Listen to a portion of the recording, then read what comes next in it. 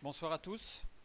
Ce soir, nous allons étudier ensemble le 6e jour de la création, jour très riche en informations et dans ce qui s'est passé.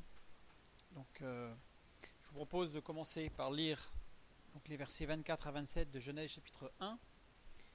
Le 6e jour, souvent, on l'associe à la création de l'homme, parce que c'est vrai que c'est le jour de la création de l'homme. Mais il n'y a pas eu que l'homme de créer, il y a eu aussi tous les animaux terrestres. On va le voir tout de suite. Hop là. Genèse 1, 24 à 27. Dieu dit: que la terre produise des animaux vivants selon leur espèce, du bétail, des reptiles et des animaux terrestres selon leur espèce. Et cela fut ainsi.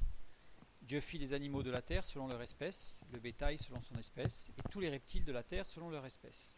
Dieu vit que cela était bon.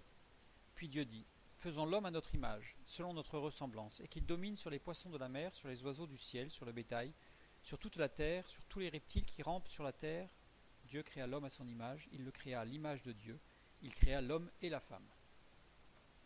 On va voir que les derniers mots de ce texte, selon les Bibles que vous allez prendre, ne sont pas écrits de la même manière.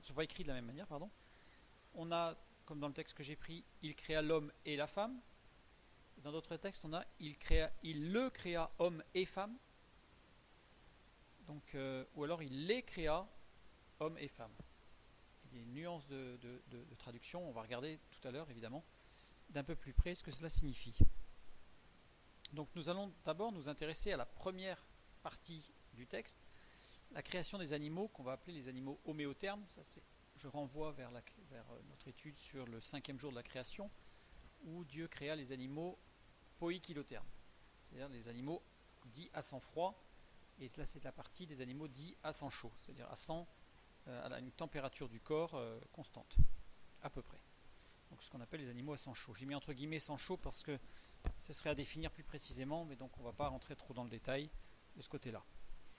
Que la terre produise des animaux vivants. Que la terre, les versets précédents qui concernaient le 5e jour, nous avons vu qu'il s'agissait des animaux qui venaient de la mer. Pas exclusivement, puisque nous avons vu qu'il était parlé aussi des dinosaures, les Tanaïm. Donc il est parlé au 5e jour essentiellement des animaux marins de la mer. Donc là on est bien sur la terre. Pas de confusion. Voilà, on a vu que les eaux produisent en abondance des animaux vivants. Il y a un mot dans le verset 20 qui concerne le 5e jour de la création, donc les animaux marins, qui n'est pas traduit, c'est sheretz. Sheretz qui se trouve juste avant animaux vivants. Donc des sheretz animaux. Sheretz est composé d'une racine primaire, reish tzadé, à la fin, racine qui caractérise une sorte de mouvement de vibration recommençant et unissant et reptiforme. En fait, c'est une définition un peu compliquée, mais pour signaler que c'est quelque chose comme les poissons qui se déplacent en fait. C'est quelque chose qui va onduler et qui se déplace. Donc ça confirme bien que les animaux qui ont été créés dans l'eau sont des animaux marins et non pas des animaux terrestres qui marchent. Donc on a vraiment une définition claire de ces animaux-là. Donc avec un déplacement reptiforme des animaux marins, voilà, par ondulation. Et ensuite, il y a l'Esprit de Dieu, le symbole Shin, la première lettre de l'Esprit de Dieu. Placé en début du nom, cette lettre, donc du nom ou d'un verbe, cette lettre donne toujours une dimension de mouvement. Donc c'est bien une ondulation qui entraîne un mouvement, pas quelque chose qui va être sur place, comme un ressort qui vibrerait sur lui-même. Donc dans la sémantique même du mot utilisé, on voit bien ce mouvement ondulatoire de tout ce qui est marin et qui va onduler pour avancer. Que la terre produise des animaux vivants selon leur espèce. Nous avons vu au 5e jour que selon leur espèce, c'était la traduction au 5e jour de min. Là encore, on a min. Min qui désigne une espèce précise qui ne se subdivise pas. C'est-à-dire que c'est quelque chose d'entier. C'est-à-dire qu'on a vu qu'à la création des animaux, il n'y avait pas d'espèce du style. Il y avait un chien, il n'y avait pas toute une déclinaison des espèces de chiens. De la même sorte pour les chevaux, etc. C'est-à-dire qu'en fait, Dieu a créé selon une espèce très claire. Par contre, dans Genèse chapitre 8, verset 19, nous lisons tous les animaux, donc c'est le déluge, après le déluge, tous les animaux, tous les reptiles, tous les oiseaux, tout ce qui se meut sur la terre selon leurs espèces, sortirent de l'arche. Et là, le mot espèce, on a vu que c'était mishpacha qui désigne au contraire des espèces qui sont des subdivisions de famille. Donc la spéciation, on va dire, c'est-à-dire que la différenciation des différentes espèces est intervenue après le déluge, pas lors de la création. Donc voilà, ces spéciations sont intervenues au déluge. Nous avions vu pour le 5e jour que cette spéciation était intervenue par méthylation et acétylation, donc ce sont des termes très précis au niveau génétique, dû au changement géoclimatique du déluge et à la nourriture. Voilà. Bon, ça, on l'étudiera peut-être une autre fois, ça nous amènerait trop loin ce soir, ce n'est pas le sujet. On va rester sur notre 6e jour de la création. Reprenons maintenant le début, les 2 premiers versets donc, de notre texte, versets 24 et 25, suivant pour la création de ces animaux homéothermes. Que la terre produise des animaux vivants selon leur espèce, ça on le comprend. Du bétail, le mot bétail c'est BMA. BMA qui désigne les animaux en général, pas forcément du bétail, tout animal terrestre, qui peut désigner le bétail, parfois dans certaines traductions on a le mot bétail, comme ici, et surtout qui désigne tous les animaux qui vivent en troupeau. C'est-à-dire qu'en réalité, Dieu nous dit là, dans la Bible, que la terre produise des animaux vivants sur leur espèce. Les animaux qui vivent en troupeau, c'est tous ces animaux qui vivent en communauté, on va voir que ça a une certaine importance pour la suite du texte, pour bien le comprendre. Et ensuite, après ces animaux en troupeau, il nous dit qu'il créa les reptiles. Remes, ça veut dire ceux qui rampent sur le sol, ramper sur le sol, ramasse au départ le verbe. Là, il y a une interrogation, puisque là, ceux qui rampent sur le sol sont les insectes et les vers. Or, si on se rappelle ce qu'on a vu au 5e jour, il est aussi parlé des remes, donc de ce qui rampe et de ce qui marche sur le sol. Donc, y aurait-il une répétition? Voilà. Mais les insectes, les vers, etc., ont déjà été créés au 5e jour, lors de la création des poikilothermes. Reprenons le texte, il était écrit au verset 20. Dieu dit que les eaux produisent en abondance des animaux vivants et que des oiseaux volent sur la terre vers l'étendue du ciel. Ah oui, c'est par la suite, c'était au 5e jour. Par rapport aux insectes, nous avions vu que, et les oiseaux, des oiseaux qui volent. Le mot qui a été traduit par oiseau, c'est off, qui ne désigne pas des oiseaux avec des plumes, comme nous on l'entend aujourd'hui, mais qui désigne tout ce qui a des ailes et qui vole. Donc ça veut dire que dans ce terme générique, il y avait aussi les insectes, puisque les insectes sont des animaux à sang-froid. Donc il y avait les oiseaux, les insectes et les chauves-souris, c'est-à-dire les coléoptères. Quand on prend reptile ici, dans ce texte, au 6e jour, puisqu'il s'agit bien des homéothermes, ce terme désigne des animaux qui ont un comportement d'homéotherme, des insectes qui ont un comportement d'homéotherme à sang chaud alors qu'ils ont le sang froid. Je vais prendre juste un exemple pour bien comprendre, l'abeille. L'abeille individuellement a le sang froid. C'est-à-dire qu'on voit bien au début d'hiver, quand il y a une abeille qui se perd un petit peu là, elle est ankylosée parce que par le froid, en fait, son corps descend en température, donc elle est ankylosée et elle va s'endormir, voir s'il fait trop froid, mourir. Par contre, quand ils sont en groupe, donc dans la ruche, eh bien l'abeille se comporte comme un homéotherme en communauté. Pourquoi? Quelques exemples. Quand la ruche commence à surchauffer, les abeilles se placent aux entrées et avec leurs ailes, elles refroidissent l'intérieur, donc elles font ventilateur. Or, ça, c'est pas du tout une habitude de l'animal à sang froid. Donc là, on a plutôt un comportement d'animaux à sang chaud. Alors, je ne vais pas nous comparer à des animaux, parce qu'on verra plus tard que nous ne sommes pas des animaux évolués. Mais l'homme qui est à sang chaud, lorsqu'il fait chaud comme ces derniers temps, il va mettre un ventilateur. Alors qu'un poikilotherme, lui, vit très très bien. Il va s'adapter à la température.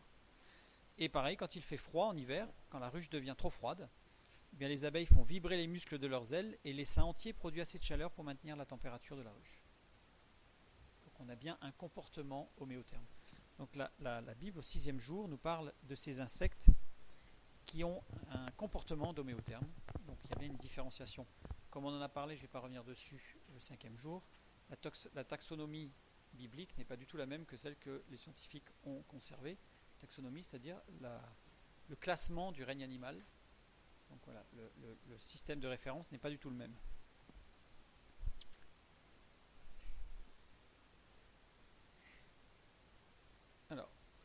Genèse, on reprend notre verset. Que la terre, donc on a dit qu'au verset précédent, les animaux venaient de la mer. Donc là, c'est clair.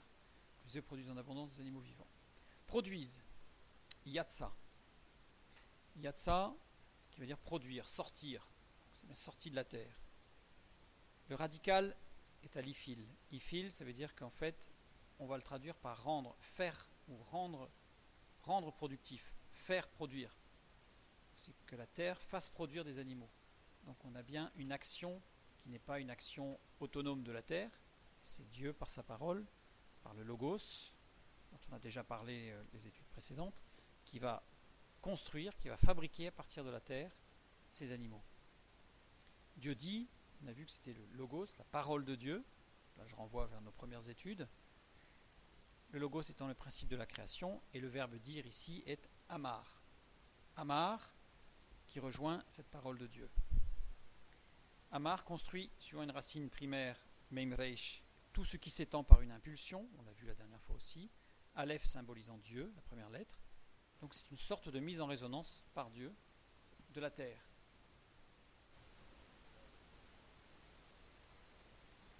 Pourquoi le Yatsa, le Aleph est à la fin? Parce que c'est comme ça. On ne va pas l'étudier dans sa racine, mais ça commence par le Yod. Ça commence par le Yod et c'est important que ça commence par le Yod, on va le voir tout à l'heure. Donc on l'a vu déjà la dernière fois, mais je le remontre pour bien... Ce n'est qu'une illustration évidemment qui ne limite pas la puissance de Dieu au niveau du Logos. C'est pour vraiment montrer cette capacité que peut avoir la vibration, les effets vibratoires sur la matière pour générer des formes ou des choses qui sont connues.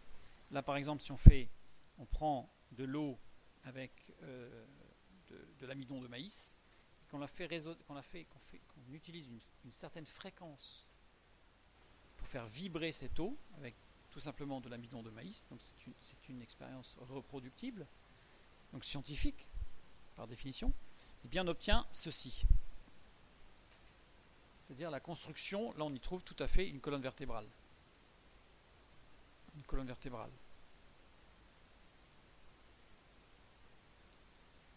D'accord. Ça doit être Internet qui bloque. Donc ici, on voit cette explication dans la parole de Dieu, dans la Bible, du logos, de la parole de Dieu qui intervient, qui crée. Et on y voit une sorte de lueur scientifique dans le sens où ce que l'on voit là par rapport à la résonance de l'eau n'est qu'une pâle représentation. Évidemment, on ne limite pas l'action de Dieu à ça, mais pour bien montrer que la description biblique est parfaitement cohérente avec ce que nous connaissons aujourd'hui. Pour ceux que ça intéresse, je renvoie vers les premières études du premier jour et du deuxième jour de la création, où là j'explicite beaucoup plus cet aspect des choses. Continuons. Donc que la terre produise des animaux vivants. Animaux, traduction de nefesh. Nefesh, communément traduit par âme. L'âme.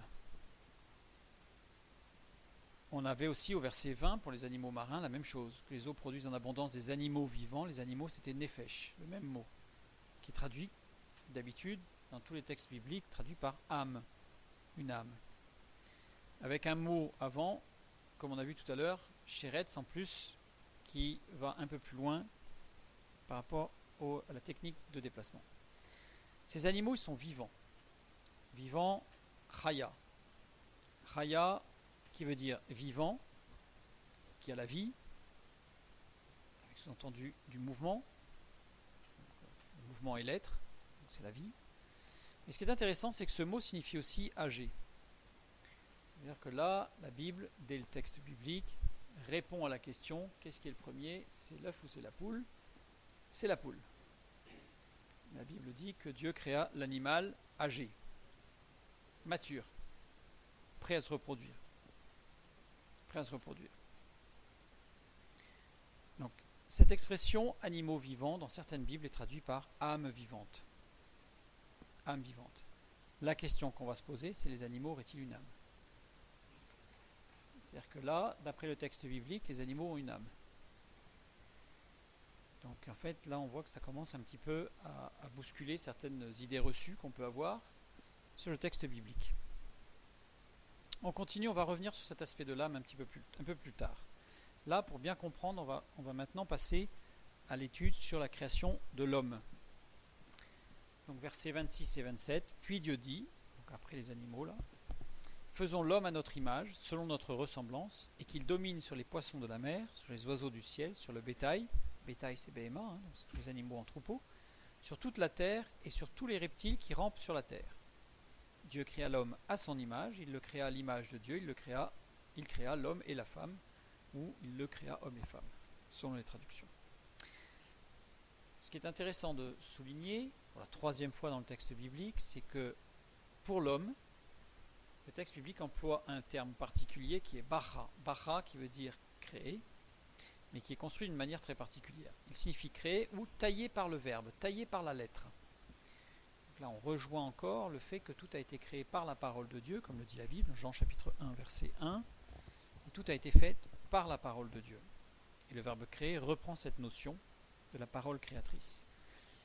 Il est intéressant de constater, je l'ai déjà dit mais je le souligne encore parce que c'est vraiment important, que bara est construit suivant une racine primaire Beit Reish, Bar, qui veut dire fils de, suivi de la lettre Aleph qui symbolise, qui représente Dieu dans tous les écrits juifs rabbiniques concernant la parole de Dieu. Ça veut dire que si je traduis littéralement ce terme, cela veut dire le fils de Dieu. Donc le verbe créer signifie aussi taillé par le verbe, signifie aussi fils de Dieu.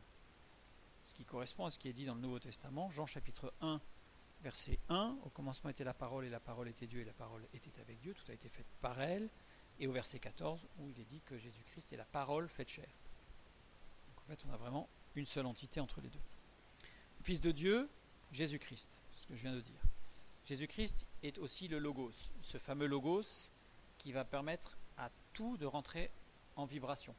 Ça va plus loin que ça, je le répète, je vous renvoie vers les premières études pour avoir vraiment le sens profond de ce que ça peut être le Logos. Ce verbe bara n'est utilisé que 3 fois dans la création. Donc là on est à la 3e fois. Première fois c'est dans Genèse chapitre 1 verset 1. Deuxième fois au verset 21, et la création animale, marine. Et la 3e fois, donc la dernière fois, Genèse 1 27, la création de l'homme. À chaque fois que ce mot est utilisé, il introduit un principe nouveau dans la création. Genèse chapitre 1 verset 1, nous avions, alors on va passer vers la fin. Donc pour l'homme, en fait c'est l'esprit. Pour l'animal, c'est l'âme, on l'a vu tout à l'heure, Nefesh. Et pour la Genèse chapitre 1 verset 1, le premier principe nouveau c'était la matière. Dieu a créé la matière. Ensuite, tout ce qui est matériel, ensuite il a créé l'âme pour les animaux et ensuite l'esprit pour l'homme. Le verbe bara est toujours conjugué au parfait. Ça veut dire quoi? Ça veut dire que l'action est unique, que l'action est totale et que l'action est non échelonnée. Ça veut dire que quand Dieu crée, il crée. C'est fini. Donc ça évacue automatiquement toute notion d'évolutionnisme. Alors on appelle l'évolutionnisme théiste, c'est-à-dire qu'en fait, une théorie qui dit que Dieu en fait a utilisé l'évolution pour créer, donc il a créé un point de départ et ensuite il a utilisé l'évolution pour arriver jusqu'au point final, au point d'arrivée. La Bible, dans sa conjugaison, est très claire, c'est que c'est action unique, totale et non échelonnée, en une seule fois. Le Messie, Jésus-Christ, est aussi appelé Réchit. Réchit qui veut dire la cause première, le principe, là je mets les textes bibliques, le logos est le principe originel de toute chose. On le lit dans Malachie, chapitre 1, verset 13. Et Réchit signifie aussi ce qu'il faut savoir. C'est-à-dire que le principe, c'est ce qu'il faut savoir. Et en fait, le logos est le but de toute connaissance. On va voir que c'est important, puisqu'on va y revenir à la fin quand on va parler de l'image et de la ressemblance de Dieu. On va voir que ça a une grosse importance par rapport à ce Réchit, ce principe ce qu'il faut savoir, qui est le but de toute connaissance. En réalité, du fait que nous ayons, nous, hommes, un corps, une âme et un esprit, nous appartenons à 2 réalités. Suivant les textes bibliques, 2 réalités. Le monde matériel, là en général il n'y a pas besoin d'expliquer longtemps pour comprendre qu'on appartient au monde matériel, ça va, et le monde spirituel. Là parfois c'est plus compliqué et certaines personnes en fait le refusent. On va voir pourquoi. Genèse chapitre 2 verset 7, donc un petit peu plus loin, il nous est dit: Dieu forma l'homme de la poussière de la terre, il souffla dans ses narines un souffle de vie, et l'homme devint un être vivant. Donc on ne va pas étudier tout ce verset parce que ça prendrait beaucoup de temps et on ne pourra pas regarder toute la création de l'homme, mais on va regarder quelques points intéressants. Et l'homme devint un être vivant. Nefesh Hayim. Nefesh Hayim, c'est très intéressant parce que Nefesh, un être, une âme, et Hayim, c'est au pluriel. Ça veut dire qu'il y a une faute intentionnelle dans le texte biblique, en hébreu, une faute d'accord, puisque Nefesh est au singulier et Hayim est au pluriel. Donc en fait, parfois il y a des fautes de frappe sur mes diaporamas, mais là il n'y en a pas. En l'occurrence, c'est bien un être vivant avec un S. Voilà, le S est bien à sa place. Job chapitre 32 verset 8, nous lisons: Je disais en moi-même, les jours parleront, le grand nombre des années enseignera la sagesse, mais en réalité c'est l'esprit, Roua, dans l'homme, la respiration, Neshama, du Tout-Puissant qui donne l'intelligence. Ce n'est pas l'âge qui procure la sagesse, ce n'est pas la vieillesse qui rend capable de juger. On ne va pas l'étudier non plus, mais c'est pour montrer qu'il y a des termes qui sont employés là, qu'on rencontre pour la première fois dans notre étude, qui sont Roua et Neshama. En fait, l'homme a trois constituants, Nefesh, Roua, Neshama. On va les regarder en détail. Je reprends sur notre verset 7 du chapitre 2. Dieu forma l'homme. On a vu tout à l'heure qu'il a formé les animaux. C'était Yatser. Et là, de par la conjugaison, il y a un vav devant, mais Vaïtser. Vaïtser, et dans Genèse chapitre 2 verset 19, nous disons: l'Éternel Dieu forma de la terre tous les animaux des champs et tous les oiseaux du ciel. Forma Vaïtser. Les deux mots sont le même verbe. Ils ne sont pas écrits de la même manière. C'est-à-dire que dans l'un des cas, il y a encore une faute intentionnelle, puisque Vaïtser ne s'écrit qu'avec un seul yod. Donc on dirait qu'un élève qui apprend l'hébreu et qui écrit Vaïtser avec deux yod aura un point en moins sur sa dictée, alors que là, dans le texte biblique, il y a deux yod. Pourquoi ? On va le voir. La racine commune, c'est tser. Tser, qui signifie qui a donné yetzer. Yetzer et yotzer. Yetzer, c'est l'instinct. On comprend très vite ce que c'est que l'instinct de survie, l'instinct de protection, l'instinct maternel, on l'emploie dans des expressions très connues, il n'y a pas de problème. L'instinct, c'est de l'ordre de l'âme. Ce n'est pas de l'ordre du physique. Même si on peut avoir des réflexes physiques. Je ne parle pas des réflexes qui sont là d'autres choses, des réflexes nerveux, etc. Mais on parle de l'instinct de survie, par exemple. Donc ça, c'est l'un des yods. Vous voyez, Yetzer commence par un yod. Et le deuxième yod, Yotzer, c'est formateur, quelque chose qui forme, quelque chose qui va faire grandir, quelque chose qui va construire. Un terme biblique, ce serait édifier. Quelque chose qui va nous fortifier petit à petit pour nous rendre matures. Et comme on l'a lu dans Job, qui va nous donner la sagesse et l'intelligence qui nous permettront de juger des choses. Et donc ça, c'est l'esprit. Donc on a un domaine, c'est l'âme, l'instinct, et on a une partie, c'est l'esprit. L'esprit, c'est le deuxième yod. Et celui-là, il n'y a que l'homme qui l'a. L'animal ne l'a pas. L'animal n'a pas cette faculté de construire, d'analyser, de répertorier, de mémoriser, et donc, on va dire, de devenir mature, de plus en plus mature. En fait, nous avons tous un corps, ce corps qui correspond au monde végétal aussi. Le monde végétal a aussi un corps, mais le monde végétal n'a pas d'âme, alors que le monde animal a une âme. Et l'homme est le seul à avoir corps, âme, esprit. L'âme, en réalité, est la jointure, pour l'homme, entre la réalité matérielle, le corps, et la réalité spirituelle, l'esprit. C'est ce qui permet de faire, c'est la jointure, c'est ce qui permet de faire le raccord et de permettre un équilibre, on va le voir. Donc il y a un texte biblique qui parle bien, qui montre bien cette différenciation. C'est dans Hébreux chapitre 4 verset 12, qui nous dit bien que Dieu connaît toutes choses, puisque la parole de Dieu est vivante et efficace, plus tranchante qu'une épée quelconque à deux tranchants, pénétrante jusqu'à partager âme et esprit, jointures et moelles, elle juge les sentiments et les pensées du cœur. En fait, là, on va vraiment dans la précision, puisque nous, on est totalement incapable de différencier, de voir où est la limite entre l'âme et l'esprit, entre l'instinctif et le construit, le raisonné. Nous en sommes incapables. L'homme n'est pas un animal évolué, de fait. Il a quelque chose en plus, ce n'est pas une évolution. Il est vraiment différent. Dans la création, le mot créer, donc utilisé 3 fois, nous l'avons vu tout à l'heure, et ce verbe se réfère toujours à un acte de Dieu. Son emploi dans ce contexte indique l'introduction d'un principe nouveau, c'est ce que nous avons vu. Donc on a vu la génération de la poussière, plus exactement les briques élémentaires de la construction de l'univers. Et là je vous renvoie vers le deuxième jour de la création, deuxième et troisième jour.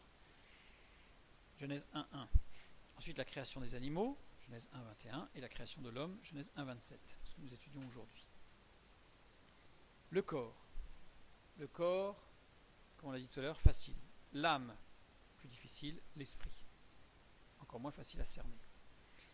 L'essence de chaque partie de l'être est symbolisée par un organe du corps dans la parole de Dieu. Dans la Bible, chaque organe de l'être est associé à un organe du corps pour l'être humain.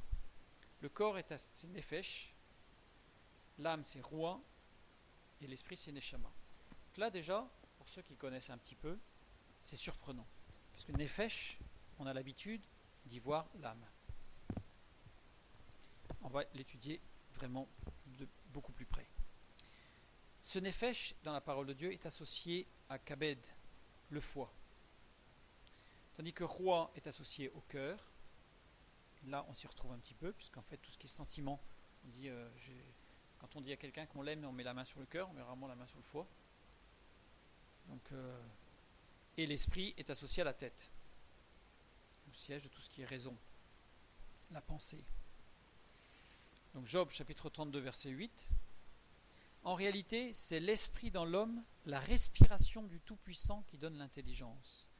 L'esprit, c'est Roua. En réalité, c'est la Roua, donc là il aurait fallu traduire l'âme. C'est l'âme dans l'homme. La respiration du Tout-Puissant, Neshama, donc là on a bien l'esprit. Et du Tout-Puissant, il n'y a pas le du en fait en hébreu. C'est l'esprit puissant. Ce n'est pas la même chose. L'esprit tout-puissant, mais c'est surtout l'esprit puissant. Donc dans le texte original, il n'y a pas écrit la respiration du tout-puissant, c'est la respiration puissante. Ou plutôt l'esprit puissant, la neshama puissante, qui donne l'intelligence. Et dans Ésaïe 42, verset 5, ainsi parle Dieu, l'Éternel, qui a créé les cieux et qui les a déployés, qui a étendu la terre et ses productions, qui a donné la respiration à ceux qui la peuplent et le souffle à ceux qui y marchent. Respiration, cette fois-ci, qui a donné la respiration à ceux qui la peuplent, c'est Neshama. Et le souffle, cette fois-ci, c'est Roua, à ceux qui y marchent. Alors, on ne va pas étudier à fond, mais ceux qui y marchent, c'est Halak, qui signifie manière de vivre, et qui a une conjugaison au mode participe actif. C'est ceux qui acceptent une manière de vivre. Participe actif, c'est-à-dire qu'il y a un aspect passif, on accepte quelque chose qu'on nous donne, et un aspect actif, puisqu'on l'accepte de bonne volonté, et on y va. Donc c'est cet aspect-là. Donc ainsi parle Dieu, l'Éternel, qui a créé les cieux et qui les a déployés, qui a étendu la terre et ses productions, qui a donné l'esprit à ceux qui peuplent la terre, les hommes, et le souffle, la roua, l'âme, à ceux qui y marchent. On va regarder un peu plus en avant ce que cela signifie. Ayant accès à deux réalités, comme on l'a vu, matérielle et spirituelle, nous avons deux penchants. Mais d'où viennent-ils ces penchants? À la naissance, le bébé réagit à son instinct. Le bébé n'est pas dans une dynamique de construction ou de maturation, il réagit à son instinct. Son instinct, c'est quoi? Pleurer, puisque c'est son seul moyen d'expression et de communication au départ. Donc dès qu'il y a quelque chose qui ne va pas, qui ne lui plaît pas, qui lui fait mal, qui ressent bizarre ou qui ne comprend pas, il pleure. Il pleure. Et la deuxième, ça va être succion. Pourquoi? Premier réflexe instinctif de l'enfant, c'est la succion. Pourquoi? Parce que c'est son seul moyen de se nourrir au départ. Donc, réflexe, instinctif. C'est purement physique. Purement physique. Puis petit à petit, l'enfant va prendre conscience de son corps. Un exemple. Un enfant se pince, donc un tout petit, il se pince. Il pleure, ça lui fait mal. Mais comme il pleure et que ça lui fait mal, il se crispe. Comme il se crispe, qu'est-ce qu'il fait? Il pince plus fort. Pourquoi? Parce qu'au tout départ, il n'a pas conscience que c'est son bras, sa main qui lui fait mal. Il n'associe pas encore son corps à une partie de lui-même. Donc s'il se pince, ça lui fait mal, il va se crisper, il va pincer plus fort. Donc là, il va apprendre petit à petit. Donc il ne comprend pas que c'est lui, en fait, que c'est son bras. Donc petit à petit, il va apprendre à prendre conscience de son corps et à réaliser quand il a mal, si c'est lui qui peut se faire mal parce qu'il s'est mis dans une position dangereuse et qui lui fait mal, ou s'il y a un objet qui lui fait mal. Il va le réaliser petit à petit. En grandissant, ce sont les apprentissages, la marche, le toucher, le goût. Un enfant va avoir tendance à mettre beaucoup de choses à la bouche parce qu'il a besoin de goûter au départ. Petit à petit, il n'en aura plus besoin puisque la vue, le toucher suffiront. Mais au départ, c'est le goût, ensuite toucher. Donc il apprend à connaître son corps et ses limites. Chaud, froid, les différentes saveurs, etc. Toujours physique. C'est toujours quelque chose de physique. L'enfant grandit dans un univers purement physique au départ. Un autre exemple, un enfant aime les bonbons. En général, c'est assez vrai. Il est prêt à tout pour un bonbon. Je ne sais pas si vous avez remarqué, mais quand il mange un bonbon, un enfant, si vous lui donnez une boîte de bonbons, il prend un bonbon, il met le bonbon à la bouche, il l'a quasiment posé à la bouche qu'il en prend un autre.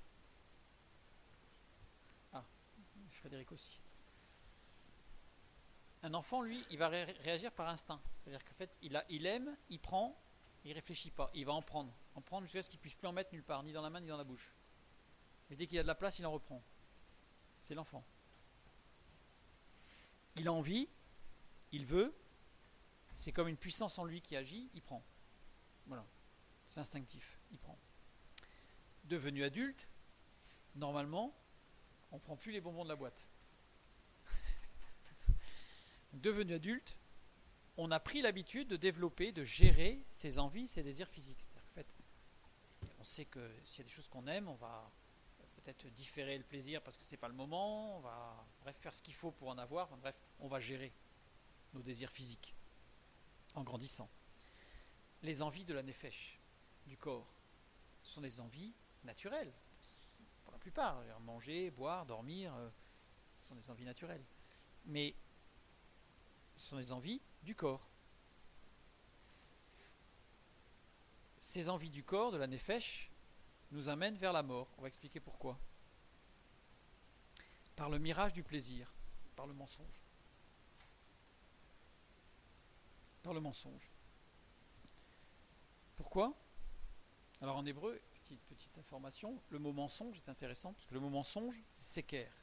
Seker, qui est formé par la lettre centrale kof, dont originellement c'était une H, parce que cette lettre symbolise la rupture. Rupture entre quoi? Entre la première lettre, Shin, on a vu tout à l'heure que c'était l'esprit de Dieu, ou l'esprit de l'homme, son esprit, et Reish, on a vu tout à l'heure, c'est le principe de vie. Donc en fait, le mensonge, c'est ce qui crée une rupture entre l'esprit et le principe de vie. Le mensonge égale ce qui sépare l'esprit du principe de vie. Et donc, cette gestion, ces envies de la nefesh, c'est une sorte de mirage permanent, puisqu'en fait, ça nous donne un certain plaisir qui peut exister, mais ce plaisir va amener un désir d'un autre plaisir. Alors, ça ne veut pas dire qu'il ne faut pas avoir de plaisir, qu'il faut avoir une vie d'ascèse, pas du tout. On va le voir. Nous avons d'autres, mais voilà, nous avons d'autres désirs, d'autres besoins fondamentaux, qui sont, eux, spirituels. Nous sommes dans deux réalités, physiques et spirituelles. Et nous venons de voir que dans tout notre développement d'enfant, nous avons essentiellement un développement physique qui va être la gestion, qui va générer et qui devrait nous apprendre à gérer des désirs, des envies physiques. Donc reprenons un petit diagramme. À la naissance, on grandit à l'adolescence et ensuite l'adulte. À la naissance, nous acquérons un corps, nefesh. Ce corps va grandir petit à petit, on va apprendre des tas de choses physiquement pour nous approcher de l'adolescence. Et à un moment donné, va se développer la roua, c'est-à-dire l'âme, c'est-à-dire tous ces instincts de survie. Un bébé, il va l'avoir, l'instinct de survie, et il va le développer. Et en continuant à grandir, on va développer la neshama. Neshama qui est l'esprit. La roua, l'âme, le jeune commence à se poser des questions existentielles. On voit rarement un enfant de 4 ans se poser des questions existentielles. Ça arrive, parce qu'il va commencer à s'en poser jeune, puisqu'il grandit. Donc sa roua et sa neshama, tout ça, ça va se développer, puisque ça n'arrive pas tout d'un coup à un âge donné. C'est quelque chose qui est là dès le départ et qui va grandir avec l'enfant. Et donc, on dit qu'à un moment donné, le jeune commence à se poser des questions existentielles. Pourquoi l'existence? Pourquoi vivre? Quel est mon but? Pourquoi aimer? Pourquoi, voilà, il y a toutes sortes de questions qui peuvent arriver. Dans la tradition juive, la roua est développée, ça ne veut pas dire qu'elle apparaît, mais elle est développée, ça y est, à l'âge de 13 ans. C'est la raison pour laquelle la bar mitzvah se trouve à 13 ans, c'est-à-dire qu'à 13 ans pour les garçons et 12 ans pour les filles. C'est à cet âge-là qu'il est considéré que l'âme est développée, c'est-à-dire qu'on a acquis une connaissance de l'instinct, une maîtrise de son instinct. Et ensuite, c'est à 20 ans, dans la tradition juive toujours, qu'il est considéré que la neshama est acquise. C'est-à-dire que la capacité spirituelle de jugement et de raison est acquise. Voilà. Raison pour laquelle, à un moment donné, la majorité absolue était à 20 ans. Donc, au moment de la procréation, donc du premier instant d'existence, là, l'enfant reçoit, la parole de Dieu est claire, neshama, roua, nefesh, roua, neshama, tout. Ça n'arrive pas plus tard. À cet instant-là, tout est là. Le développement physique, prise de conscience de son corps et de ses besoins, ça va se faire tout au long de sa vie, jusqu'à la vie adulte. Ensuite, il va y avoir un développement moral. Donc, j'ai pas mis de commencement exprès, c'est quelque chose qui est en filigrane et qui petit à petit va devenir de plus en plus fort. Développement moral avec la conscience du bien et du mal, qui va petit à petit apparaître et se former. Donc là, on est dans la roua. Et ensuite, on va arriver dans la neshama, avec le développement spirituel, les aspirations et les besoins de l'esprit. Pareil, c'est quelque chose qui est là depuis le début, mais qui va se développer beaucoup plus lentement, qui va apparaître après, du fait de la nécessité d'avoir un équilibre entre le corps, l'âme et l'esprit, l'âme faisant le lien entre les deux. Je l'écris, parce que si jamais cette fiche venait à être éditée pour être partagée avec quelqu'un, la nefesh, la roua et la neshama existent, dès la conception. Dès la conception, ça y est, puisqu'il y a des grandes théories qui se posent des questions presque métaphysiques sur à quel âge apparaît la roua, à quel âge apparaît la neshama. Les textes bibliques nous montrent que tout apparaît au départ, dès le départ. Ecclésiaste chapitre 3, verset 11, la Bible nous dit « Dieu fait toutes choses bonnes en son temps, même il a mis dans le cœur de l'homme la pensée de l'éternité, bien que l'homme ne puisse pas saisir l'œuvre que Dieu fait du commencement jusqu'à la fin. » Pour montrer que même dans notre propre développement, il y a des choses qu'on ne maîtrise pas, mais Dieu a tout fait pour que ce soit dans un ordre de maturation qui soit logique, qui permette une construction équilibrée et stable. Donc dans la roua, le corps et l'âme ont des besoins et des envies qui sont plus de l'ordre de l'instinct, purement physique et instinctif. Et la neshama a des besoins et des envies. C'est-à-dire que l'âme et l'esprit ont des besoins et des envies, puisque l'âme, c'est un peu comme une toile d'araignée qui va aller dans le corps et dans l'esprit, qui relie les deux. Donc il y a des besoins qui sont partagés entre corps et entre âme et esprit. Dans l'histoire, des grandes révolutions ont été initiées par des idéaux, jamais par des besoins matériels. C'est-à-dire qu'on nous dit, par exemple, la Révolution française, en fait, c'est parce que les gens avaient faim. En réalité, ce sont les idéaux qui ont poussé les gens, quand on regarde bien le fond de l'histoire. Et pour ces idéaux, les personnes acceptent de se priver, acceptent de souffrir, acceptent de même de mourir pour un idéal. Quand c'est purement instinctif, on n'accepte pas de mourir. Quand on est de l'ordre de l'instinct, on va avoir l'instinct de survie au contraire. On ne va pas accepter de mourir. On va tout faire pour ne pas mourir. Voilà. Il a mis dans le cœur de l'homme la pensée de l'éternité. La Neshama a de grands besoins dans la réalité spirituelle. Le problème, c'est que dans notre société, aujourd'hui, cette réalité spirituelle est complètement réfutée, voire supprimée, puisqu'en fait l'homme n'a pas de besoin spirituel. Si on prend dans l'évolution, dans l'édification d'un homme, on va dire que c'est quand il a acquis tous ses biens matériels qu'à ce moment-là, peut-être il peut envisager de chercher quelque chose de spirituel, alors que c'est l'inverse. Depuis tout petit, tout l'accent est mis sur le corps, nefesh. Donc les besoins du corps, les envies du corps, sans cesse stimulés, excités, voire brimés. Disant, il ne faut pas faire ceci, il ne faut pas faire cela, il ne faut pas que tu fasses ceci, il faut que tu fasses cela. Il y a des choses qui sont justifiées, bien entendu. Mais c'est pour montrer que tout est physique. Sans cesse, et ça, c'est sans cesse nourri. Par des récompenses qui vont être physiques. Tout est physique. Et ça augmente sans cesse les besoins et les envies. L'objectif de la Neshama, de l'esprit, c'est d'utiliser nos ressources pour réaliser ce qui va vraiment nous réaliser, ce qui va faire que on va devenir nous-mêmes, non plus dans un potentiel, mais dans une réalisation de soi. Les objectifs de la Nefesh, utiliser nos ressources pour faire barrage à la Neshama. Pour tout utiliser les ressources pour satisfaire les besoins physiques, on va dire entre guillemets, primaires. Sachant que primaire n'est pas forcément péjoratif, puisqu'il y a des besoins qui sont réels et fondés. Ce que la Bible appelle la chair, la nefesh.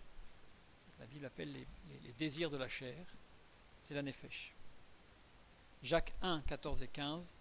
Chacun est tenté quand il est attiré et amorcé par sa propre convoitise, puis la convoitise, lorsqu'elle a conçu, enfante le péché, et le péché étant consommé, produit la mort. On a les 3 étapes. La convoitise, c'est la nefesh, c'est le corps. Lorsqu'elle a conçu, elle enfante le péché, touche l'âme, et le péché étant consommé, produit la mort. C'est l'extinction, c'est l'enfermement de l'esprit. Je ne vais pas dire la mort, parce que l'esprit ne meurt pas, c'est l'enfermement de l'esprit qui ne peut plus s'exprimer, qui ne va plus pouvoir dialoguer avec le reste du corps pour former un équilibre. Les envies de la nefesh sont initiées par un besoin naturel. Ça aboutit à un besoin pulsionnel. C'est-à-dire qu'à un moment donné, si on a l'habitude de satisfaire ses besoins naturels, qui sont pour certains largement justifiés, mais si on ne prend que ça en compte, on va finir par un besoin pulsionnel. Une fois assouvi, il ne reste rien, si ce n'est de créer un autre besoin. C'est-à-dire que quand vous avez un besoin physique, si vous assouvissez ce besoin, eh bien qu'est-ce qui va rester derrière ? Rien. Et il va falloir assouvir à nouveau ce besoin qui va petit à petit prendre de l'ampleur. Il est encore plus fort. Ça finit par, donc on va très, très loin là, mais ça peut finir, et ça finit assez souvent, sur une addiction. Romains chapitre 7 verset 5, la Bible dit, car lorsque nous étions dans la chair, dans la nefesh, les passions des péchés provoqués par la loi agissaient dans nos membres, de sorte que nous portions des fruits pour la mort. C'est l'addiction. L'apôtre Paul a pu dire, verset 19, car je ne fais pas le bien que je veux et je fais le mal que je ne veux pas. Là, il est dans une addiction, il est dans un blocage, il ne peut pas faire autrement. Attention, l'addiction peut être invisible. C'est-à-dire, mais je rajoute au début. Puisque tôt ou tard, cette addiction, elle va se réveiller. Et en particulier, quand on va vouloir arrêter. Tant qu'on assouvit, on imagine un monstre qu'on nourrit, tant qu'on le nourrit, tout va bien. Si on ne le nourrit plus, ça ne va pas bien se passer. Donc, les désirs de la chair, nourris, deviennent comme un monstre en nous. Tant qu'on les nourrit, voilà, ils dorment. Et si on arrête, alors j'ai pris la musique métal et gothique. Pour certains en tout cas, parce que je ne vais pas non plus généraliser, mais pour certains, d'autres ça va être le sexe passif, revues, vidéos, etc. Pour d'autres encore, ça va être actif. Le jeu, on a d'autres, on peut imaginer le tabac, la drogue, toutes sortes de choses. C'est le jour où on arrête que le monstre se réveille et devient tyrannique. Il y a beaucoup de gens qui sont... j'ai déjà discuté avec des gens qui sont addicts au tabac. C'est un exemple facile. Quand on leur parle, ils disent non, moi j'arrête quand je veux. Quand on leur dit arrête une semaine, ah non, je peux pas. Là, on voit bien le problème. Proverbe chapitre 5, verset 22. Le méchant est pris dans ses propres iniquités, il est saisi par les liens de son péché. Le méchant, c'est Racha. Racha, ça signifie celui qui agit hors des règles de Dieu. Donc, c'est pas celui qui est fondamentalement méchant, à chercher à faire du mal aux autres. Il aurait mieux fallu traduire méchant par un autre mot, parce que là, ça met trop une nuance de méchanceté en réalité. Et que là, c'est celui qui agit hors des règles de Dieu. Est pris dans ses propres iniquités. Avon. Avon, qui vient de Ava, qui signifie spasme, pulsion, avec une notion négative. Parce qu'on peut avoir des pulsions positives. On peut imaginer qu'il existe des pulsions qui sont positives. Mais là, c'est vraiment quelque chose de péjoratif. Donc, celui qui n'est pas dans les règles de Dieu est pris dans ses propres pulsions. Voilà, il est saisi par les liens de son péché. Luc 4, 18 et 19. Jésus, lui, est venu pour rompre tous ces liens qui nous empêchent, toutes ces addictions, toutes ces choses, puisqu'il est écrit, l'Esprit du Seigneur, c'est Jésus qui parle, est sur moi, parce qu'il m'a oint pour annoncer une bonne nouvelle aux pauvres, il m'a envoyé pour guérir ceux qui ont le cœur brisé, pour proclamer aux captifs la délivrance et aux aveugles le recouvrement de la vue, pour renvoyer libres les opprimés. Il n'est pas venu pour emprisonner dans un dogme particulier, il est venu pour rendre libre, pour que nous ne soyons plus assujettis à toutes ces pulsions, à tous ces désirs de la nefesh. Le plus grand mensonge de tous les temps, c'est de nous dire que notre corps, la nefesh, quand je dis nefesh, il y a une partie de notre âme aussi, mais que c'est nous, c'est notre entité. Nous sommes ce corps. La réalité est tout autre, puisque la Bible nous dit que ce qui fait que nous sommes nous, c'est notre neshama, notre esprit. Ce qui fait que nous sommes nous au plus profond de nous-mêmes. C'est-à-dire que là, on a deux choses qui s'affrontent, qui sont totalement opposées. On a ce que l'on veut nous faire croire, je dirais, tous les jours, par les publicités ou par autre chose, c'est que ce que nous sommes, c'est ce qui se voit. Et la Bible nous dit que ce que nous sommes, c'est ce qui est à l'intérieur. Ça change tout. Je vais prendre un exemple. C'est comme dans une voiture. Je conduis. Imaginons, nous conduisons. Je ne suis pas la voiture. Je suis dans la voiture et c'est moi qui conduis la voiture. Je ne suis pas la voiture. Imaginons maintenant que nous ayons des capteurs partout reliés directement à notre cerveau. Donc on en a qui passent par les oreilles, tout, plein de tuyaux partout, là, on imagine. On est connecté partout avec toutes les parties de la voiture. Donc je ressens totalement la voiture dans mon cerveau. C'est-à-dire que le moindre petit caillou qui roule, qui passe sous la roue, je le ressens, je sens tout. Imaginons. Si la route est mouillée, ou un gravillon sous la roue, le passant qui touche la carrosserie ou une branche sur la route qui vient toucher la carrosserie, je ressens tout. Pour autant, je ne suis pas la voiture. Quand je sors de la voiture, je ne suis pas connecté, je ne ressens plus les actions mécaniques de la voiture. On s'habitue tellement au corps, à notre chair est tellement sollicitée dans tous les sens, encore plus aujourd'hui je pense. Notre corps est tellement important, notre chair est tellement nourrie par tout ce que nous voyons, entendons, touchons, goûtons, testons, etc. Le plaisir immédiat de la nefesh fait barrage à la manifestation des plaisirs éternels de la neshama. En fait, petit à petit, ou parfois je dis dès le départ, l'enfant n'a pas la possibilité, dans le monde dans lequel on est, de développer sa neshama. Sachant que pour développer la neshama, il faut être à la source spirituelle, Dieu. Et la période la plus sollicitée de notre existence, l'adolescence.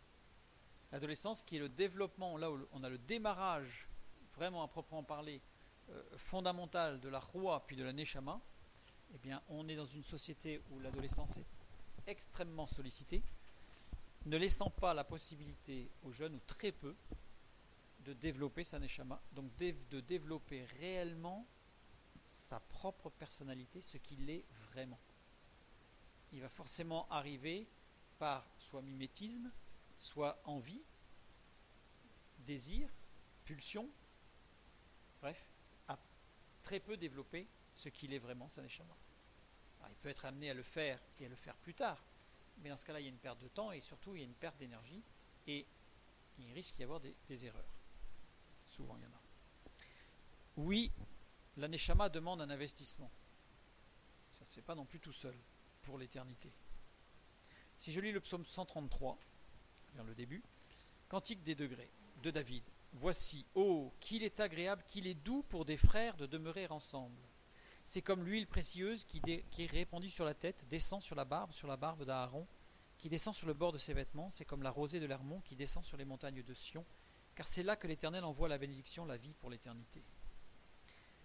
Demeurer ensemble, c'est la traduction de Seder. Seder, il y a un jeu de mots dans la Bible entre Seder, utilisé à plusieurs reprises, on ne va pas étudier ce soir, et Seker. Il n'y a qu'une seule lettre qui change. Seker, c'est le mensonge, avec la lettre centrale qui est la rupture. Seder, la lettre centrale, c'est le Dalet. Dalet, qui est le symbole de la porte. C'est-à-dire que demeurer ensemble, c'est l'esprit, c'est comme ce qui passe par la porte vers le principe de vie. Donc, et Jésus a dit, je suis la porte. Il est aussi le principe de vie. Donc, la Bible est cohérente tout au long. Le moyen de développer sa neshama, c'est justement cette communion fraternelle et c'est surtout cette relation avec lui. Mais alors, pourquoi l'Esprit de Dieu est-il appelé Roua? C'est-à-dire que dans la parole de Dieu, on parle de l'Esprit de Dieu comme la Roua, et non Neshama, puisque l'Esprit de l'homme c'est Neshama, et que Roua pour l'homme c'est l'âme. Pourquoi? On a vu qu'il y avait 3 termes pour l'homme, la Nefesh, la Roua et la Neshama. La Nefesh, on lit dans Lévitique chapitre 17 verset 11, l'âme de la chair est dans le sang. C'est pour ça qu'il est interdit de manger du sang. L'âme, c'est le mot Nefesh. Nefesh de la chair. On va me dire, oui mais Nefesh, c'est déjà le corps. Donc, le corps du corps. L'âme de la chair. Chair, c'est Bassar. Bassar, qui en hébreu signifie viande. C'est-à-dire qu'en fait, c'est de la viande inerte. Bassar. Donc si on a un morceau de viande sur un étalage, c'est Bassar.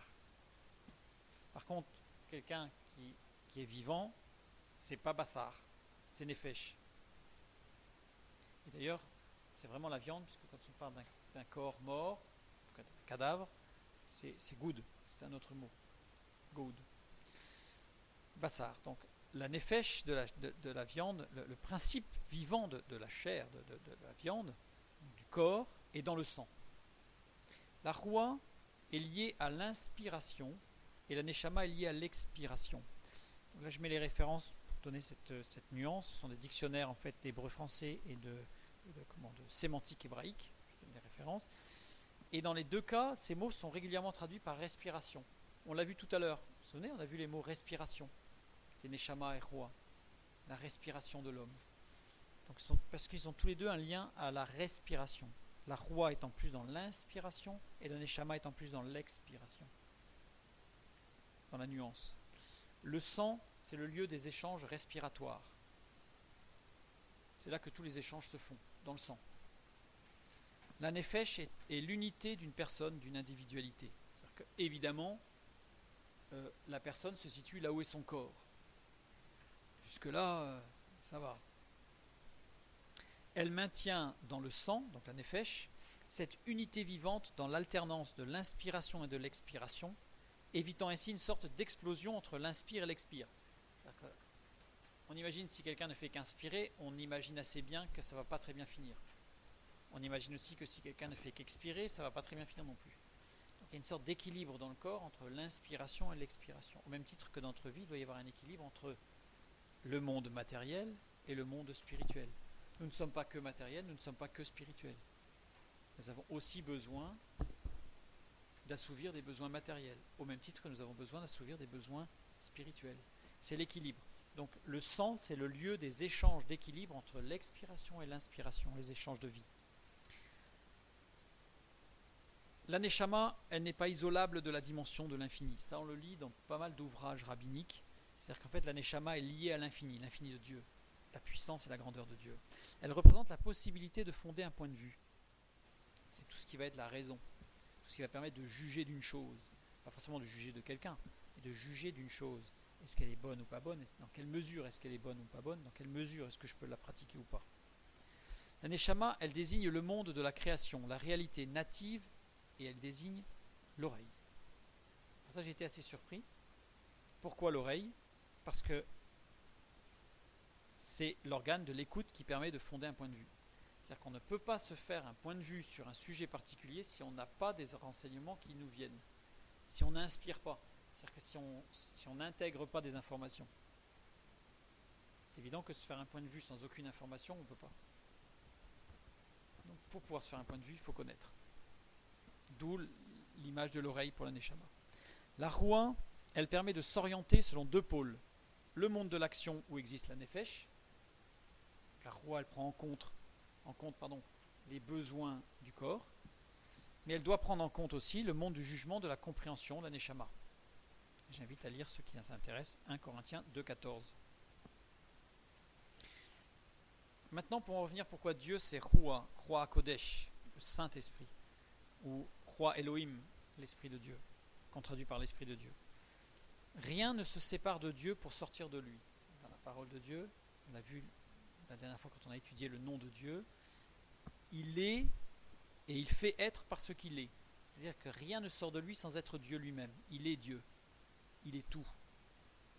Quand la parole, quand il parle, ce n'est pas quelque chose qui sort de lui et qui va se perdre quelque part dans l'univers ou dans la tête de quelqu'un. C'est la parole, c'est le Fils de Dieu. Il est le Logos. Et il nous est dit qu'aucune parole ne revient à lui sans avoir fait son effet. Ça veut dire qu'il est Dieu et rien ne se sépare de lui pour se perdre. Il reste Dieu dans son unité. Il ne se sépare pas. Donc il n'expire pas quelque chose dans le sens de la Neshama. Par contre, Jésus-Christ est le médiateur entre les mondes matériels et spirituels. Nous lisons ça dans 1 Timothée 2,5. Car il y a un seul Dieu et aussi un seul médiateur entre Dieu et les hommes, Jésus-Christ, homme. Il est le médiateur. J'ai mis cette image pour un peu illustrer ce qui se passe entre Neshama, Roua, Nefesh. La Neshama, c'est comme s'il y avait un seau rempli d'eau en haut qui se déverse dans un deuxième seau, qui est la Roua, qui se déverse dans la Nefesh.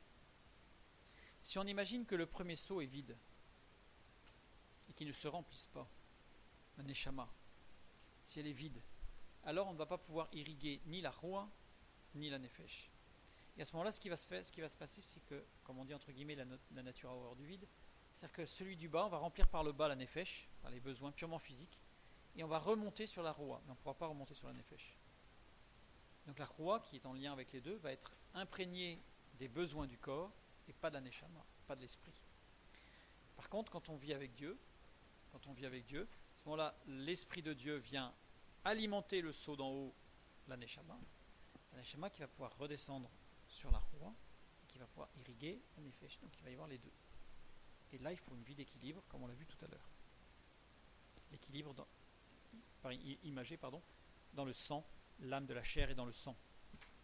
La Roua de la Bassar est dans le dam, dans le sang. Aujourd'hui, on prône les expériences. Aujourd'hui, on nous dit il faut faire ces expériences. Il faut faire beaucoup d'expériences. Alors, quand on est jeune, il faut faire ses expériences de jeunesse. Ensuite, il faut faire des expériences, il faut faire des voyages pour expérimenter. Il faut faire des cascades incroyables. Alors, on ne le fait pas toujours, on les regarde faire. Les autres, cascades incroyables, c'est pas toujours notre truc.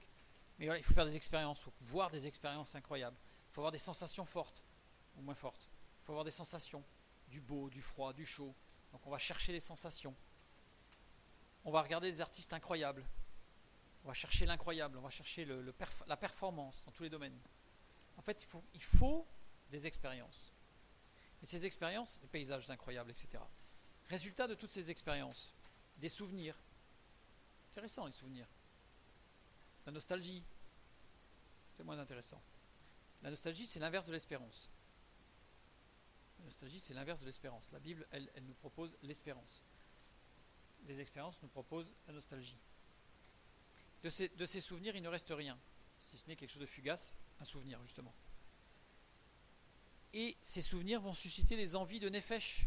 Alors, chez les autres, si on les raconte, etc. Donc en fait, on va se raconter les expériences les uns des autres, ce qui va susciter le désir de faire d'autres expériences, etc., etc. Donc on va entretenir les besoins de la nefesh. Et beaucoup de philosophie et de théosophie, théosophie c'est de la philosophie on ajoute, pour faire court, une sauce théiste avec Dieu, cherche à faire taire les désirs de la nefesh. Alors comment? Par la méditation ou des ascèses. Alors on a le bouddhisme par exemple, on va avoir le zen, on va avoir le yoga, on va avoir le tai chi, j'en passe. Mais toutes ces méditations et ces ascèses, elles nourrissent la nefesh en réalité. Au mieux, nourrir un peu la roua, mais elles ne monteront jamais à la neshama, puisque la neshama c'est la source. Donc c'est pas en coupant les désirs, certains désirs, en empêchant certains désirs du corps d'une certaine manière, que l'on va pouvoir alimenter la neshama. Le seau d'en haut il ne se remplit pas. Colossiens 2,18. Qu'aucun homme, sous une apparence d'humilité ou par un culte des anges, ne vous ravisse à son gré le prix de la course, tandis qu'il s'abandonne à ses visions et qu'il est enflé d'un vain orgueil par ses pensées charnelles. Un culte des anges. Le mot culte, c'est treskeia qui signifie une discipline religieuse. Qu'aucun homme, sous une apparence d'humilité et par une discipline religieuse des anges, agélos, c'est ceux qui annoncent des nouvelles. Qu'aucun homme, sous une apparence d'humilité ou par une discipline religieuse annoncée par d'autres, une nouvelle discipline, une nouvelle chose, ne vous ravisse à son gré le prix, katabrebeuo, qui signifie juge. Jean chapitre 8 verset 15, Jésus dit, vous jugez selon la chair, moi je ne juge personne. Pourquoi? Parce que Jésus-Christ est dans l'esprit. Quand on est dans l'esprit, on ne juge pas les personnes. Revenons sur Genèse 1, 26 et 27. Oui. Comment j'explique l'appellation de jugement dernier? Petite parenthèse. Puisque je juge personne, jugement dernier. La traduction de jugement dernier est assez particulière puisque ça fait partie d'un... On ne retrouve ça que dans le Nouveau Testament, donc en grec, donc on n'a pas de terme en hébreu, mais on a un terme en grec ancien. Dans ce terme grec, en fait, il y a une notion de conséquence d'une non-écoute éducative. J'explique. Pour faire court, après je refermerai rapidement la parenthèse. On revient chez l'enfant, un enfant qui joue. C'est châtiment et jugement. Il y a les deux en fait. Dans le châtiment dernier aussi, le châtiment de Dieu, c'est un jugement. On a cette notion de l'éducation. C'est pour ça que je dis cette notion, parce qu'il y a des précisions à donner, mais ce serait trop long ce soir. Un enfant, si on lui dit ne touche pas au four parce que je suis en train de cuire un gâteau ou je sais pas, c'est chaud, tu vas te brûler. L'enfant, par curiosité, il va chercher à toucher. Donc vous allez faire attention, on va écarter l'enfant. À un moment donné, l'enfant il va toucher le four avec sa main. Ce qui va se passer, il se brûle. Est-ce que c'est pour autant un jugement de la part de celui qui était en train de faire la cuisine? Absolument pas. Ce n'est pas un jugement de sa part. C'est que l'enfant subit les conséquences de son manque d'écoute éducative. C'est-à-dire qu'en fait, on a essayé de lui expliquer que c'était chaud, qu'il allait se brûler, qu'il ne fallait pas qu'il touche. On a essayé de l'écarter, il a touché. Il s'est débrouillé pour toucher, il a touché, il s'est brûlé. Dieu nous dit dans la Bible, tout au long de la parole de Dieu, il nous dit ne fais pas ceci, tu vas te faire mal. Si on lâche un objet, il tombe. Les choses, si on les fait, on se fait mal. On se détruit au niveau de la neshama et de la choua. Pas forcément la nefesh, parce que la nefesh, ça peut être des désirs du corps, ou au contraire, on va être dans un moment de plaisir, d'extase extraordinaire, et puis une heure après, tout retombe. On a tout perdu. Et on s'est abîmé en fait. Donc Dieu nous dit, le jugement c'est ça. Et à la fin, quand il y a le jugement dernier, c'est à un moment donné, tout s'arrête, le temps s'arrête, les choses s'arrêtent, et Dieu dit, maintenant, c'est pas une question de payer, c'est qu'il y a des conséquences à ce que nous avons fait ou dit ou pensé. Voilà. Il y a des lois qui existent. On l'étudiera plus particulièrement quand on étudiera le 7e jour, quand il est dit « et Dieu se reposa ». On va voir que dans cette petite phrase, il y a énormément de choses par rapport justement aux conséquences de la non-écoute, par rapport à des lois qui sont établies, autant matérielles, psychiques et spirituelles. Fermons la parenthèse. Je reviens à Genèse chapitre 1, versets 26 et 27. Dieu dit « Faisons l'homme à notre image, selon notre ressemblance, et qu'il domine sur les poissons de la mer, sur les oiseaux du ciel, sur le bétail, sur toute la terre et sur tous les reptiles qui rampent sur la terre. » Dieu créa l'homme à son image, il le créa à l'image de Dieu. il le créa homme et femme. Faisons l'homme à notre image. Image tselem. Tselem désigne l'intelligence qui vient de Dieu. Donc, on a été créé avec une intelligence. Une intelligence, je dirais, clairvoyante. Pas forcément une intelligence mathématique ou mécanique, mais une intelligence de clairvoyance. Démout, selon notre ressemblance. Démout. Démout désigne la faculté de juger librement de toute chose. C'est-à-dire que Dieu nous a créés capables de juger librement de toute chose, sans aucune contrainte. Aujourd'hui, du fait de la chute, la Bible montre que nous ne sommes plus dans la liberté de jugement, parce que nous ne maîtrisons plus tous les tenants et les aboutissants de ce qui peut vivre quelqu'un, de ce que nous-mêmes nous pouvons vivre ou ressentir. Parce qu'il y a des choses qui sont enfouies dans notre inconscient, dans notre mémoire lointaine par exemple. Donc on va avoir des jugements par rapport à certaines personnes parce qu'ils vont ressembler à une personne qui peut-être nous a fait du mal ou pas un jour. Donc on a des choses qu'on ne maîtrise pas. Donc là, Dieu a créé l'homme à son image, donc capable d'une intelligence de clairvoyance, et à sa ressemblance, c'est-à-dire capable, avec la faculté de juger librement de toute chose. Pour qu'il domine, Rada, qui veut dire régner, comme Dieu règne, c'est-à-dire avec amour, avec respect. Donc il n'y a pas de notion de domination, d'être un dictateur. Pas du tout. C'est pas machal. Machal, ça veut dire dominer. Ça veut dire dominer dans le sens vraiment du dictateur qui domine sur ses sujets. Pour bien comprendre, Genèse 1.1. Au commencement, Dieu créa les cieux et la terre. Au commencement, c'est Bereshit. Bereshit, qui commence par la lettre Beit, qui veut dire dans. Ensuite, on a les deux dernières lettres Yod Tav, qui désignent le genre féminin du mot. En fait, c'est-à-dire que c'est pour mettre au féminin. Voilà, le mot est au féminin. Et Rosh, la tête, ou le principe. Christ est le principe de toute chose. Donc, dans le principe, voilà, Christ est la tête de l'Église. Et il est écrit que Christ a tellement aimé l'Église qu'il s'est donné, qu'il est mort pour elle. Là, on voit ce que c'est que de régner comme Dieu veut que nous régnions. Chada, dominer, commence par la lettre Reish, le principe encore. Et les deux dernières lettres, Dalet et, tout ce qui contente, tout ce qui rend fécond. Qu'est-ce qui rend fécond? Le principe. Qu'est-ce qui rend heureux? Le principe. Le principe de toute chose. C'est pas d'aller satisfaire des désirs de la nefesh, c'est le besoin de concilier le principe de toute chose, le principe de vie avec notre esprit, la neshama. Et là on a le seder.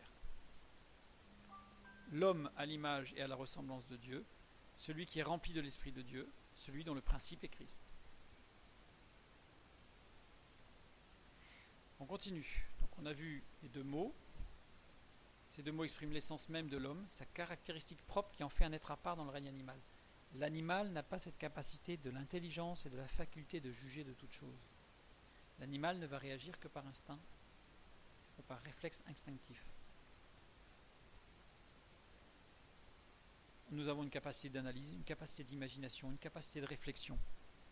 Et nous avons la pensée de l'éternité. C'est-à-dire que de tout temps, dans toutes les civilisations, l'homme a eu la pensée de l'éternité d'après la fin d'existence, je dirais. Je fais exprès de ne pas employer le mot mort, la fin de l'existence. Parce qu'en fait, dans la Bible, il y a une construction qui pourrait être imagée par le mot exister, qui est la nefesh, qui est le corps, et le mot vivre, qui est la neshama. Beaucoup de gens dans notre société ne font qu'exister, ils ne vivent pas. Et quand on commence à découvrir ce qu'est la vie, eh bien on se rend compte que l'existence est bien pâle par rapport à la vie. D'où l'intérêt d'être vivant avec un S. Satan veut influencer cette partie de notre être, la roi et la neshama, pour ensuite jouer avec nos émotions et nous éloigner du plan de Dieu et perdre le salut. Évidemment. Proverbe 2.6, car l'Éternel donne la sagesse, de sa bouche sortent la connaissance et l'intelligence. Connaissance date, qui veut dire connaissance instinctive, l'instinct de survie et de vie, la nefesh, et l'intelligence, taboun, faculté de compréhension, raisonnement, bon sens, invention. Donc on a vraiment les deux aspects importants de notre ressemblance, notre création à l'image et à la ressemblance de Dieu. C'est cette parole de vie qui nous permet de devenir un être vivant avec un S. À la création de Dieu, nous avons vu que Dieu créa l'homme à son image, à sa ressemblance. Tselem l'intelligence par l'esprit démoute la faculté de juger librement de toute chose. L'action de Satan à la chute, la confusion des pensées et l'attisement des émotions, ce qui fait que l'image et la ressemblance de Dieu sont devenues floues en nous. Nous avons une sorte de flou quant à cette capacité, à cette intelligence et à cette faculté de juger librement. Tout devient flou. Et l'action de l'Esprit en Christ, c'est en vérité, il faut que nous acceptions de nous voir tels que nous sommes pour accepter qu'il n'y ait qu'une seule porte vers le salut, Jésus-Christ. Ensuite, il y a la justification, c'est se repentir, recevoir personnellement Jésus-Christ comme son sauveur. La sanctification, c'est recevoir personnellement Jésus-Christ comme son Seigneur. Donc on a tout le cheminement en fait d'une vraie conversion. Et la foi, qui est l'obéissance à Jésus-Christ et à sa parole. Et dans ce cas-là, on retrouve l'image et la ressemblance de Dieu. Tout simplement. Alors évidemment, ça ne va pas se faire comme ça. Mais c'est là tout ce que je disais tout à l'heure par rapport à la Neshama qui nécessite un certain investissement, donc ça va prendre du temps. Mais cette Neshama va à nouveau se développer, croître, et on va arriver à une maturité qui va permettre de trouver un équilibre entre les deux. Pour information, petit clin d'œil, petite parenthèse, le mot tselem en hébreu moderne aujourd'hui signifie idole. Je trouvais que c'était assez intéressant puisqu'aujourd'hui, l'une des idoles de notre société, c'est la connaissance. La connaissance, connaître, mais pas connaître selon Dieu, c'est avoir beaucoup de connaissances. On voit bien tout ce qui est la science. La science, c'est une idole aujourd'hui. Les gens qui adorent la science. La science, c'est une parole de vérité. Malheureusement. Maintenant, allons jusqu'au bout du texte. Il le créa homme et femme. Là, j'ai remis cette traduction par rapport au texte que j'avais tout à l'heure. Il le créa homme et femme. Il créa l'homme, homme et femme. Point d'interrogation. Alors, certains utilisent ce texte pour dire qu'en fait, il a créé le premier homme, Adam, hermaphrodite. Bon, là, on part dans des choses un peu bizarres. Prenons le texte biblique. Que nous dit-il exactement? Il le créa homme, sakar. Sakar, littéralement en hébreu, ça ne veut pas dire homme, ça veut dire porteur du gène mâle. Et femme, ou femelle, nekeba, qui veut dire porteur du gène femelle. Nous savons aujourd'hui que chromosomiquement, l'homme est XY et la femme, elle est XX. C'est-à-dire que le chromosome, je dirais mâle, masculin, c'est le Y, et le chromosome femelle, c'est le X. Donc la parole de Dieu nous dit que l'homme est porteur du gène mâle et du gène femelle. Génétiquement parlant, l'homme est le seul à porter les gènes X et Y. La femme, elle est XX. Ça veut dire quoi? Ça veut dire que quand dans le texte biblique, dans Genèse chapitre 2 au verset 7, quand il est dit que à partir de l'homme, Dieu fit une femme, génétiquement parlant, on peut faire une femme à partir d'un homme, puisqu'il est XY, donc on peut faire XX, mais à partir d'une femme XX, on ne peut pas faire un homme, puisqu'il n'y a pas de chromosome Y. Donc le fait que l'enfant soit un garçon ou une fille, c'est l'homme qui va déterminer s'il amène un chromosome X ou Y, et la femme, elle amènera forcément un chromosome X. Donc voilà.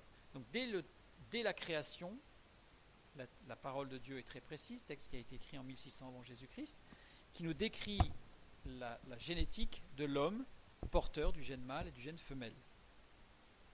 On retrouve cette distinction dans le Nouveau Testament aussi au sujet de la création. Marc chapitre 10 verset 6. Nous lisons: mais au commencement de la création, Dieu fit l'homme et la femme. Si on prend l'homme, c'est Achen, Achen qui veut dire porteur du gène mâle, et femme, Télus, qui signifie porteur du gène femelle. Si ça avait été véritablement homme et femme, nous aurions eu anthropos et gouné, qui auraient été les traductions littérales de homme et femme.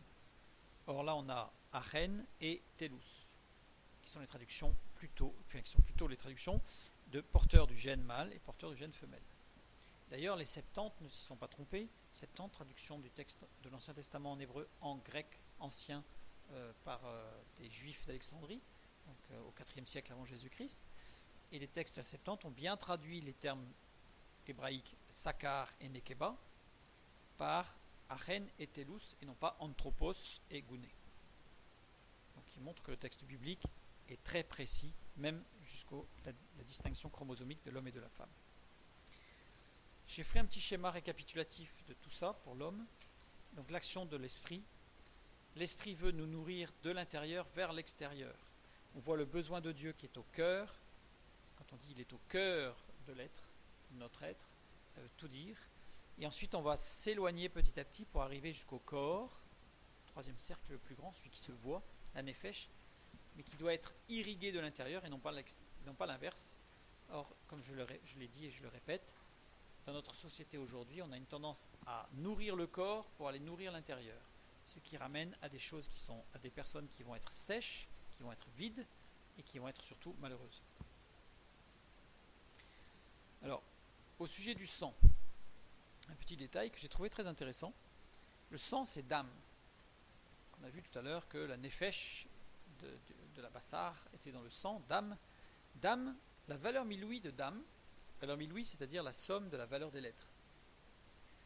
C'est 40 plus 4, c'est-à-dire 44. Je me suis posé la question, je me suis dit, ça correspond à quoi 44 ? Eh bien, j'ai trouvé que le taux d'hématocrite moyen entre l'homme et la femme, donc c'est dans le sang, c'est le taux qui va faire que le sang fonctionne bien, c'est 44%. Alors soyons précis, le taux d'hématocrite varie entre l'homme et la femme, donc pour l'homme c'est entre 42 et 50%, et pour la femme c'est entre 35 et 47%.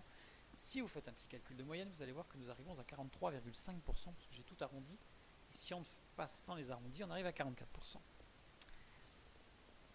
Dans l'homme, il y a bien plus que la chair, bassar, cette chair, il y a bien plus que la nefesh, puisqu'il y a la neshama. J'ai lu justement cette semaine, alors vraiment par hasard entre guillemets, des neurologues qui affirment dans diverses expériences que la conscience de l'homme n'est pas un processus chimique du cerveau. C'est-à-dire qu'il y a bien quelque chose qui va au-delà de la physique, de la chimie et de la neurologie, des transmissions neurologiques. Pourquoi ? Parce qu'en fait, ils ont déterminé que les personnes qui sont décédées avec un électroencéphalogramme plat, donc le cerveau ne fonctionne plus, avec un IRM qui montre qu'il n'y a plus rien, sont encore capables de mémoire. Parce que ces gens-là qui ont été, pas énormément, mais qui ont été ressuscités, puisqu'ils sont reconnus morts, donc au-delà de 3 minutes, puisqu'en fait on considère qu'au-delà de 2 minutes d'électroencéphalogramme plat, il est totalement impossible qu'il y ait quoi que ce soit, et bien ces gens-là qui sont revenus ont pu raconter ce qui se passait pendant le moment où l'électroencéphalogramme était plat et l'IRM ne montrait aucune activité cérébrale. Or, ils ont la mémoire de ce qui s'est passé. Bon, il y a d'autres expériences qui montrent que nous ne sommes pas que nefesh et roi, puisque nous sommes capables de sentiments, même si certains essayent de dire qu'un sentiment amoureux est une combinaison chimique du cerveau. Ils y vont un peu fort, mais là ça va au-delà, puisque même au niveau de la conscience et de la neshama, on montre bien aujourd'hui que nous sommes constitués de ces 3 parties. Une dernière petite chose, petite vidéo qui montre d'un côté ici nous avons au microscope du sang qui coule dans une veine, et ici c'est de l'eau colorée avec toujours ma fécule de maïs qui est animée par une fréquence de résonance. Donc l'eau qui se trouve à droite n'est pas dans un tube, c'est-à-dire qu'en fait tout s'est rassemblé et tout se met en vibration et en rotation. Voilà. Après on en a une autre ici, je ne sais pas si je l'ai mise. Non, après c'était la conception neurologique, mais je ne l'ai pas mise ici. Et le premier homme s'appelait comment ? Adam. Celui de droite à gauche, vous y trouvez Aleph, qui est Dieu, et Dam, le sang. C'est-à-dire que le sang tout seul, c'est la bassar. Bassar, c'est un bout de viande. Et quand Dieu insuffle le souffle de vie, ça devient Adam. Et d'ailleurs, il y a un jeu de mots dans la Bible qui, lorsque l'homme créé est Adam, lorsqu'il devient lorsqu'il devient mature au niveau de la Neshama, il ne s'appelle plus Adam, il s'appelle Ish. C'est écrit d'une autre manière, évidemment, avec d'autres lettres. Et c'est très important parce que quand sa femme sera Ève, on appelle Ève, sera créée, il sera Ish et sa femme c'est Isha. Et quand une femme, elle aussi, elle est avec l'Esprit de Dieu, elle s'appelle Ishat en hébreu. Et quand on met les deux en même temps, quand on met Ish et Ishat en même temps, quand il y a l'union de l'homme et de la femme, ça forme un autre mot en hébreu. Ça forme un autre mot qui veut dire témoin de Dieu pour la vie. Voilà. Ça c'est la construction, ce serait un autre sujet, la construction de la suite de la création entre Adam et Ève, donc de la relation homme-femme.